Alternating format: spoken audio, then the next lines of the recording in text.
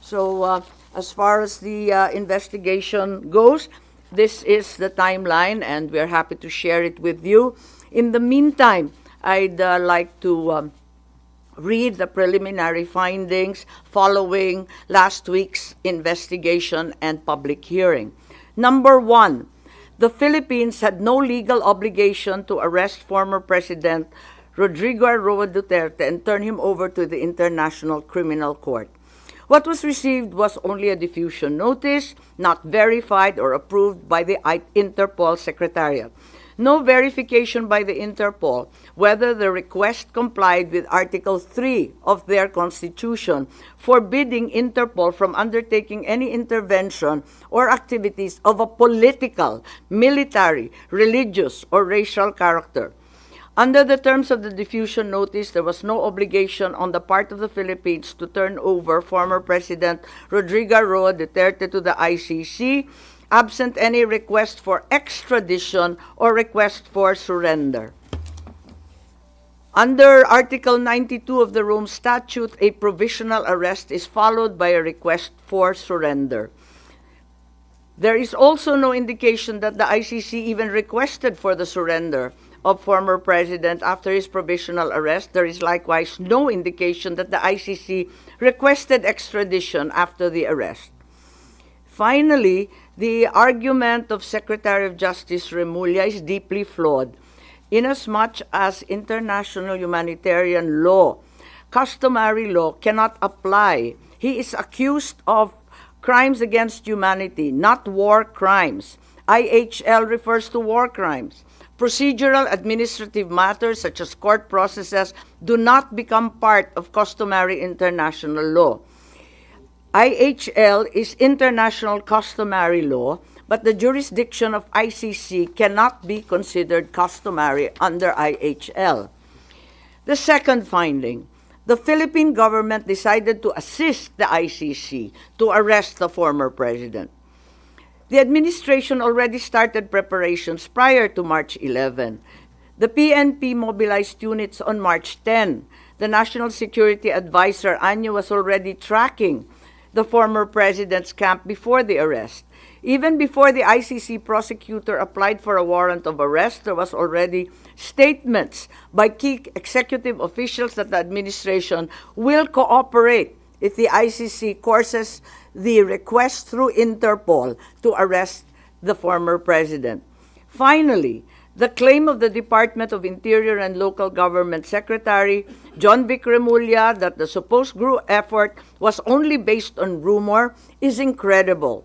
This attempt to cover up what was already aired on media and what had already come to pass was an indication of a comprehensive plan to arrest the former president already being in place even before the date indicated in the ICC warrant of March 11. Finally, my third preliminary finding was that there were glaring violations of the rights of the former president. The constitutional safeguards guaranteeing liberty and due process of law were not observed. No warrant was issued by a Philippine court. The arrest did not fall within the exceptions of a warrantless arrest. Meanwhile, General Torre invoked 125 article of the revised penal code only applying to warrantless arrest. The constitutional safeguards for the right to liberty of abode were also disregarded. No court order was issued mandating that the former president be taken out of the Philippines against his will. Former President Duterte was deprived of the right to be visited or to have conferences with immediate family members under Section 2F of Republic Act 7438. General Torre admitted he did not allow Vice President Sara Z. Duterte to visit former president in Villamor Air Base, contrary to RA 7438. Former President Duterte was further denied the right to be brought to judicial authorities under Article 59 of the Rome Statute. The former president was also denied the right to apply for interim release under Article 59 of the Rome Statute or the right to apply for bail under prevailing jurisprudence on extradition. However, during the public hearing of March 20, here at the Senate, the Secretary of Justice insisted on the inapplicability of the Rome Statute. But a DOJ certification signed by Prosecutor General Richard Fadullon stated very clearly that the DOJ made the following determinations. As competent authority of the custodial state, the arrest issued complies with Article 59 of the Rome Statute. To recall, DOJ spokesperson Clavano released a statement last March 13 saying, ang naging role namin ay competent judicial authority. Kami na ang nag-attest na lahat ng proper processes ay ginawa. Similar to Prosecutor General Fadullon, the DOJ spokesperson showed that the article cited in the Rome Statute had been complied with.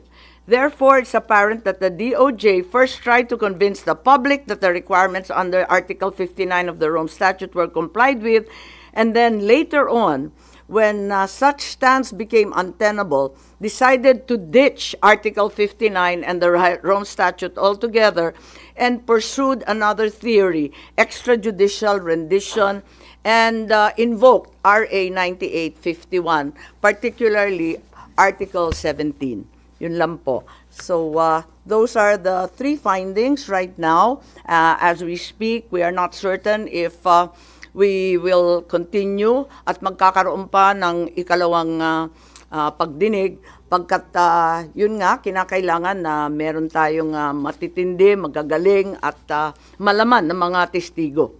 So nagbubuo pa kami kung sakali at kung hindi, pag-aaralan na lamang natin ang nabunyag nung nakaraang linggo. You'll have to derive that conclusion. I'm just offering you the timeline. Pero ipinagtapat naman ni Secretary Boying Remulla na talagang nagbago.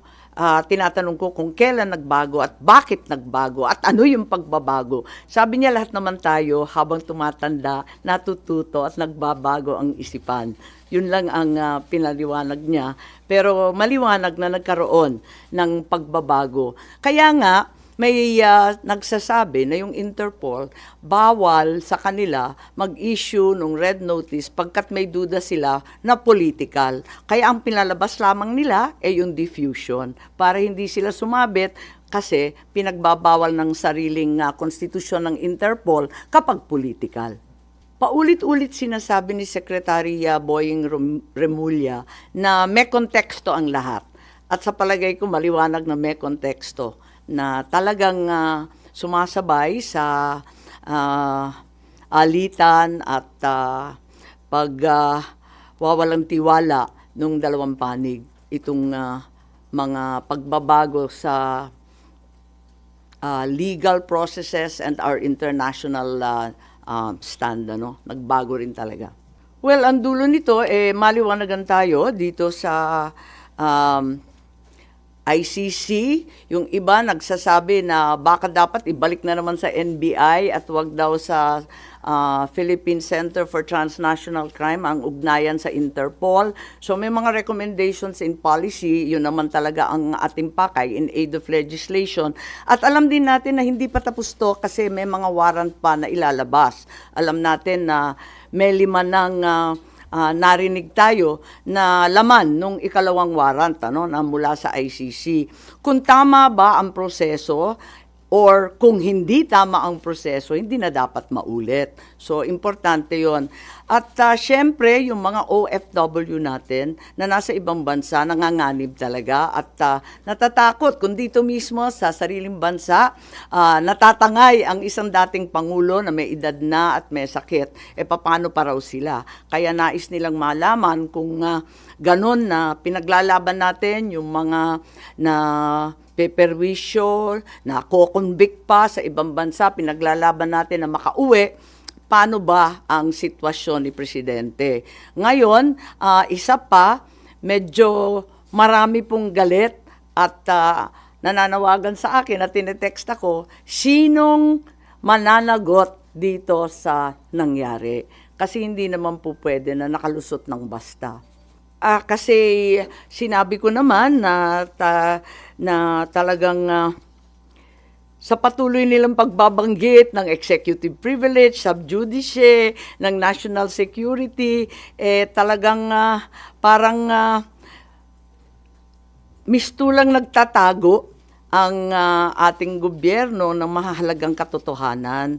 At hindi ko talaga matanggap, kaya't kinakailangan malaman natin at hayaan na lamang ako na malaya na magsiyasat para malaman ng taong bayan ano nga talaga ang mga pangyayari, kung may nalabag na batas at kung ano ang pagbabago or bagong legislasyon na kinakailangan. At tulad ng sinabi ko naman, mula pa nung umpisa ng halalan, mananatili akong independent. Dahil higit sa anumang politikal na pakinabang, dapat manaig ang soberanya ng bansa at ang tunay na katarungan para sa bawat Pilipino.